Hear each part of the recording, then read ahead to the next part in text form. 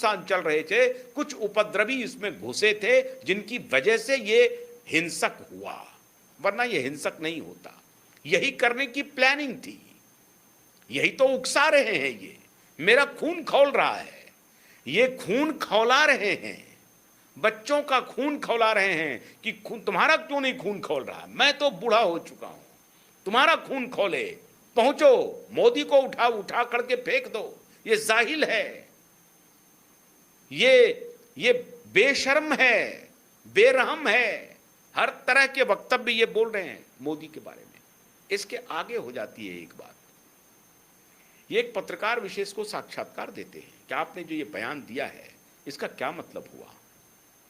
आपने जालिम कहा, आपने जाहिल कहा, बेरहम कहा, डिक्टेटर कहा कि हाँ मैंने कहा है और ये सब उसके करीब है। तो पत्रकार महोदय कहते हैं कि it seems that he is a fraud. किसके लिए? प्रधानमंत्री मोदी के लिए। और वो पत्रकार महोदय बड़े नामी पत्रकार हैं। पत्रकार महोदय बोलते हैं कि वो फ्रॉड हैं, तो ये कहते हैं उसके आसपास हैं। मोदी को फ्रॉड कहा जा रहा है, मोदी को जाहिल कहा जा रहा है, मोदी को बेरहम कहा जा रहा है। अद्भुत बात है। आपकी नाराजगी हो सकती है, लेकिन आप एक इलेक्टेड प्राइम मिनिस्टर को इस भाषा से संबोधित कर रहे हैं। मर्यादित शब्दों का चयन किया जा सकता है, आपने नहीं किया। तो सलमान खान ने ट्वीट करके कहा कि ये पॉलिटिकल कोई लाभ ना ले, इससे राजनीति पॉलिटिकल हाईजैक कोई ना करे, ये स्टूडेंट का आंदोलन है, स्टूडेंट तक ही रहने दें। अब एक अगला मैं वीडियो आपको सुना रहा हूं। ये उनके चिर प्रतिद्वंद्वी हैं, आपने देख लिया। ये देखिए, ये जो वीडियो नहीं, ये देखिए, ये बातचीत का ये मैं दिखा रहा हूँ। ये श्रीमान करण थापर हैं और ये श्रीमान नसीरुद्दीन शाह हैं। करण थापर उनको कह रहे हैं कि क्या मोदी फ्रॉड है, तो ये कह रहे हैं कि हाँ ऐसा लगता है, काफ़ी करीब है, अगर नहीं है तो काफ़ी करीब है, फ्रॉड के काफ़ी करीब है। ये इंटरव्यू है, आप लोग अपना जाकर के देख सकते हैं, दोनों का इंटरव्यू, बातचीत। लेकिन पूरे कैमरे पर आकर के नसीरुद्दीन शाह बेरहम और जाहिल कह रहे हैं अपने देश के प्रधानमंत्री को। अब उसके बाद जो सरकार समर्थित जो एक्टर हैं, जिनकी पत्नी सांसद भी हैं भारतीय जनता पार्टी की, श्रीमान अनुपम खेर आते हैं, ये मोर्चा संभालते हैं। इन्होंने कोई नाम नहीं लिया, किसी का नाम नहीं लिया। ये चाहते तो नसीरुद्दीन शाह का नाम ले सकते थे और नसीरुद्दीन शाह की बखिया उधेड़ सकते थे, लेकिन इन्होंने नाम नहीं लिया। कहा कोई बात नहीं है, उनको कौन सुन रहा है। चारों तरफ से गालियां पड़ रही हैं क्योंकि आप प्रधानमंत्री को इस तरह से जाहिल और बेरहम कह रहे हैं। अब देखिए इनका जो वीडियो है, मैं बड़ा वीडियो है लेकिन मैं छोटा अंश दिखा रहा हूं, आप देखिए जरा सा इनका वीडियो देखिए, अनुपम खेर जी का। मेरे प्यारे छात्रों, नमस्ते। एक दो दिन पहले आपके प्रदर्शन की तस्वीरें देखकर मन व्याकुल भी हुआ और दुखी भी। किसी भी छात्र को अपनी बात कहने के लिए ऐसी परिस्थितियों से नहीं गुजरना चाहिए। मैं भी कभी छात्र था, मैंने भी सपने देखे, सवाल पूछे, व्यवस्था से असहमति जताई। आज भी मेरे संस्थान में सैकड़ों विद्यार्थी हैं, इसलिए मैं आपकी बेचैनी, आपका गुस्सा और आपकी उम्मीदें तीनों को समझ सकता हूं। मेरी नज़र में छात्र आंदोलन समाज की सबसे सच्ची आवाज होती है। उनमें कोई स्वार्थ नहीं होता, उन्हें बस अपनी भविष्य की चिंता होती है, अपने अधिकारों की बात होती है और देश को बेहतर बनाने का सपना भी होता है। इसीलिए मैं दिल से आपके साथ हूं।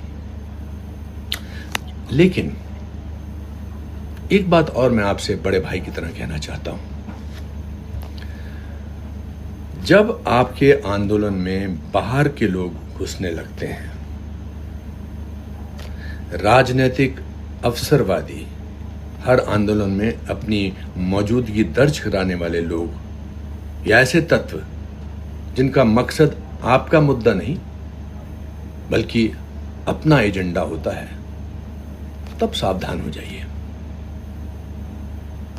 शुरू में आपको लगेगा कि जितने ज्यादा लोग जुड़ेंगे आपकी ताकत उतनी बढ़ेगी, लेकिन हमेशा ऐसा नहीं होता। बहुत बार वही लोग आपकी सबसे बड़ी ताकत को आपकी सबसे बड़ी कमजोरी बना देते हैं। वो आपकी आवाज नहीं बनते, वो आपकी आवाज का इस्तेमाल करने लगते हैं। वो आपके दर्द को महसूस करने नहीं आते, वो आपके दर्द पर अपनी राजनीति की इमारत खड़ी करने आते हैं। धीरे धीरे मुद्दा आपका नहीं रह जाता, कैमरे उनके हो जाते हैं, नारे उनके हो जाते हैं, मकसद उनका हो जाता है और शायद नुकसान आपका। आपकी सच्चाई पीछे छूट जाती है, आपकी लड़ाई आपकी ही रहनी चाहिए, उसे किसी और के एजेंडे का मंच मत बनने दीजिए। लोकतंत्र में सवाल पूछना आपका अधिकार है, प्रदर्शन करना आपका अधिकार है, अपनी बात मजबूती से कहना आपका अधिकार है, लेकिन उतनी ही बड़ी जिम्मेदारी यह भी है कि आपकी आवाज पर किसी और का कब्जा ना हो। याद रखिए, छात्र किसी भी देश की सबसे बड़ी पूंजी होते हैं। आपकी ऊर्जा, आपकी ईमानदारी, आपका आदर्शवाद ही आपकी असली ताकत है। उसे किसी के हाथ का औजार मत बनने दीजिए। मैं आपके साथ हूं, आज भी, कल भी। मैं चाहता हूं कि आप निडर होकर अपनी बात कहें, लेकिन अपनी शर्तों पर, अपने विवेक से, अपने आत्मसम्मान के साथ। ईश्वर आपको स्वस्थ रखे, सुरक्षित रखे और हमेशा सच के साथ खड़े रहने का साहस दे। नमस्ते, जय हिंद। ये थे अनुपम खेर। अब अनुपम खेर सरकार के बचाव में उतर गए हैं। वो स्टूडेंट को कह रहे हैं कि आपकी कहीं पॉलिटिक्स कोई दूसरे न लेके चले जाएं, पॉलिटिकल पार्टी न लेके चले जाएं, मतलब आपकी पॉलिटिक्स नहीं, दूसरी पॉलिटिकल पार्टी आकर के इसमें हाथ न साफ कर ले। ये सरकार के बचाव में है, मुद्दे के साथ हैं, मुद्दे के साथ बने हुए हैं। इनको भी थोड़ी बहुत आलोचना करनी चाहिए थी कि सरकार को जिम्मेदारी लेनी चाहिए। हर युवा देश की ताकत होते हैं। ये एक पॉलिटिकल स्टेटमेंट है। एक तरफ ये स्वरूप आपको दिखा कि मुद्दे के साथ हैं, तो सरकार को भी आपको एक्यूज करना चाहिए, नहीं हो रहा है। और एक तरफ पूरी नंगई है, संपूर्ण, मतलब इस तरह से खुला हो जाना जो श्रीमान नसरुद्दीन शाह ने, वो देश के प्रधानमंत्री को कहना शुरू कर दिया कि वो जाहिल है, फ्रॉड है, बेरहम है। तो दर्द कहीं और है। ये उकसा रहे हैं, उनको मोदी से नफरत है, उनको भारतीय जनता पार्टी की सरकार से नफरत है, उनको स्टूडेंट के मुद्दे से उनको लेना देना नहीं है।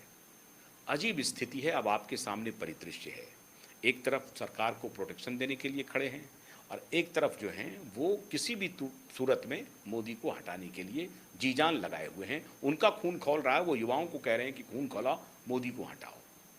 इस बीच में अब आपको तय करना है क्या उचित है और क्या अनुचित है।